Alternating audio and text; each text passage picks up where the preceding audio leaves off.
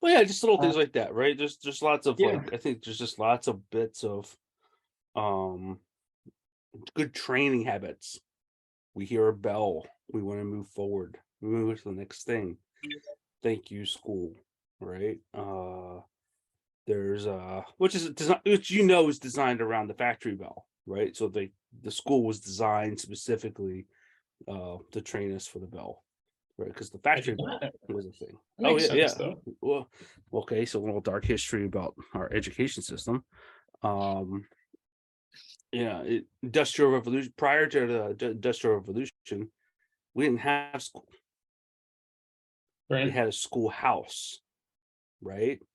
Where kids would go to of all ages and they would learn, right, a various amount of information. Most kids were farmers, essentially, right? Yeah. That was what they did all year. And that's why our school system, that's why we had summer break, because it's really around the farm, Yeah. you know what I mean? And all Harvesting that good stuff. season. Yeah, yeah, exactly. It's all kind of designed around that. But in transitioning from agriculture to industrial, they needed to retrain us to be able to sit still for a long time, take orders from authoritative figure, and then move on whenever a bell rang to the next thing.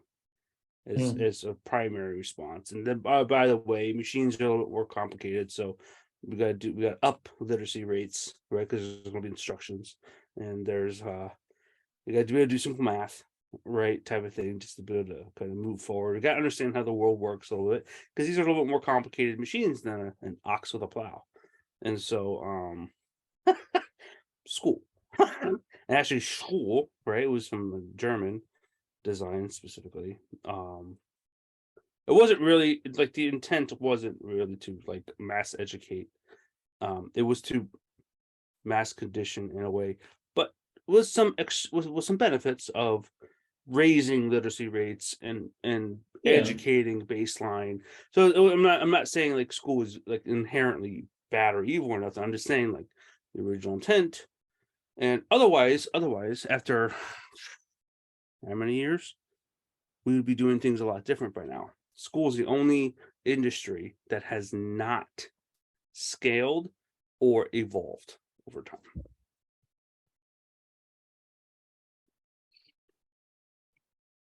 So as I'm thinking about that, I know there are a number of different approaches that are being explored currently. Uh, like, okay, so the Amish still do a single schoolhouse. You go to school until the eighth grade, and then you're an adult and a Hmm. farmer, and you you're a carpenter as well, and that's what you do. There's homeschooling. There's homeschooling communities, and there's something I heard about called like pod schooling. Do you ever hear about Mm. this? Mm-mm. So it's like neighborhood community based. Okay, makes It's sense. like, hey, we live down the street from each other.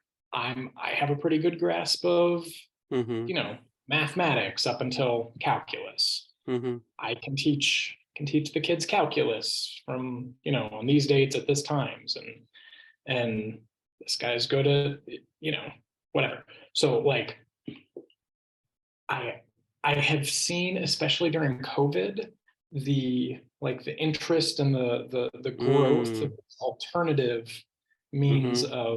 of cultivating education and teaching, teaching your kids what you want, because you see these school board meetings where people are like, they're not allowed to read the books that their kids can access in the school library because Hmm. it's too graphic and profane, right? My Hmm. 10-year-old can check this out, but I can't read it out loud to you because it's too graphic.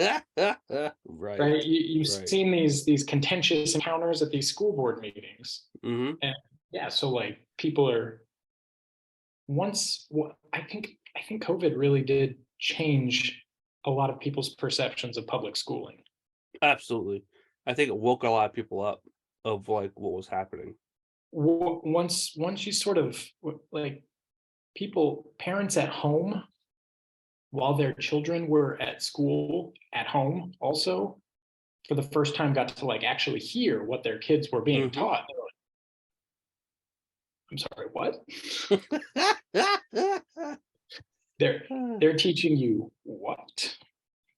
I and so I think in that way, schools will very likely be evolving in some shape going forward. And it's definitely made me more hesitant to like want to put my kid in public school. Well, and so beyond just being a free babysitter, right? To allow you and me to go to work, Yeah. right? Because there's that. It's a very strong component. All of a sudden, we go from a single household income to needing two household income just to make it. By the way, right? I mean, That this is after adds World it. War II. Yeah, yeah. So like back in the day, and the wife would just hang out at the house, and the kid would go to school, da da da. But now the problem is that you need both husband and wife to go to work, so the kid has to kind of go to school. Yeah. Conditions economically are creating circumstances where it's a force issue. But like you're right, because the industrial revolution, though, the purpose of the school is different now. Like we're into the information age, and we're moving out of the information age and into a creative age. And the humans required to do the work, right, to keep society going is changing very quickly, Yeah. very quickly. And